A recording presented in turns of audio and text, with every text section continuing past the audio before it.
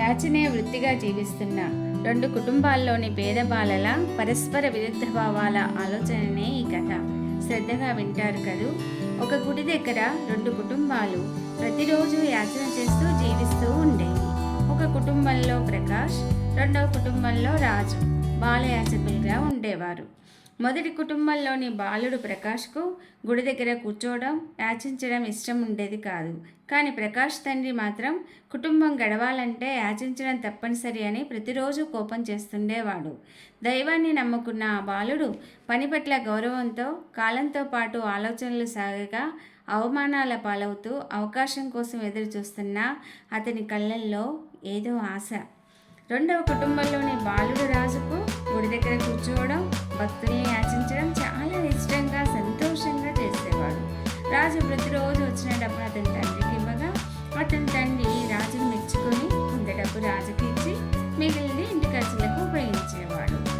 ఒకరోజు బైక్ మీద వచ్చిన ఒక వ్యక్తి బైక్ ప్రకాష్కి దగ్గరగా నిలిపి దర్శనం కోసం గుడిలోకి వెళ్ళాడు. బైక్ చాలా మురికిగా మట్టి కొట్టుకొని ఉండడాన్ని ప్రకాష్ గమనించి తన దగ్గర ఉన్న పాత టవల్తో బైక్ను చాలా శుభ్రంగా తుడిచివేయసాగాడు. ఇదంతా గమనిస్తున్న బైక్ యజమాని ప్రకాష్ను తనతో బైక్పై తీసుకెళ్లి తనకి మెకానిక్ షెడ్లో పని ఇచ్చాడు. ప్రకాష్ మెకానిక్ షెడ్లో చాలా శ్రద్ధగా రిపేర్ వర్క్స్ నేర్చుకుంటున్నాడు. పెద్ద పెద్ద రిపేర్ పనులు కూడా చేయసాగాడు. రాజు మాత్రం తన తండ్రితో కలిసి గుడి దగ్గరే కూర్చొని యాచించసాగాడు. ప్రకాష్ కుక్క మెట్టు ఎక్కుతూ బైక్ రిపేర్లో ప్రావీణ్యం సంపాదించాడు.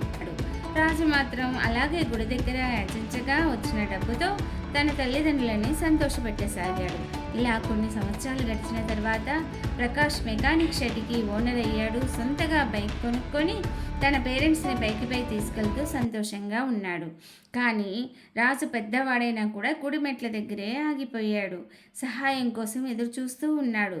తన కళ్ళ ముందే ప్రకాష్ అభివృద్ధి చెందడం చూసి రాజు సిగ్గుతో తలదించుకున్నాడు. ఫ్రెండ్స్, శ్రమశక్తికి అవకాశాలు ఎల్లప్పుడూ అందుబాటులో ఉంటాయి. కానీ సోమరితనం అవకాశాలకి బద్ధశత్రువు. సోమరిపోతులకు అవకాశాలు జీవితకాలం అందుబాటులో ఉండవు.